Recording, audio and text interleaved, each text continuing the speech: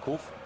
Прекрасна контратака и това е възможност пред гостите. Варела има възможност да подаде, решава да го прави, но малко дълго дойде топката. Да бъде опасно в даден момент. Сега добра работа на Делев, който се едно докосване чука топката в центъра, отново на земята е Варела. Удар на Присо над вратата. Какъв пропуск. И топката някъде в наказателното поле на Йордан Господинов. Центрирана на близката града, отклонена с глава и това е 1-0. Засада нямат, ССК повежда и подразни малко публиката на домакините. Ето още веднъж свален. За Варела.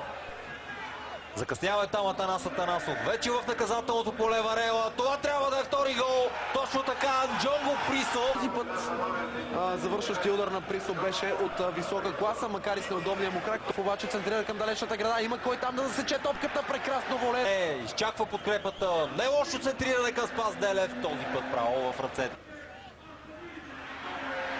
Прекрасен шанс, изпуска Локомотив Пловдив. ЦСКА може наистина да реши всичко. Това е контратака. Лошо повежда Бачев в центъра. Поле все още владее Бушев. Търси пас по земя. Там пада футболист на Локомотив Пловдив. Пада още един. Георги Стефанов, но ето тук това беше по-важно. Има ли тук нарушение, Мартинес? Според теб? Имаме устремения поглед на Златински. Стрел и много близо беше. Независимо, че ще играе на същата позиция. Сега малко чакаме повторение и го виждаме. Костадин Марков праща топката в наказателното поле. Иван Бандовски и Апостол Попов са капитана на Локомотив Пловдив. Изстрел, спасяване, втори удар. И какъв пропуск! Локомотив си спря се Златинския. Знаено защо даде възможност на Черни да погледне.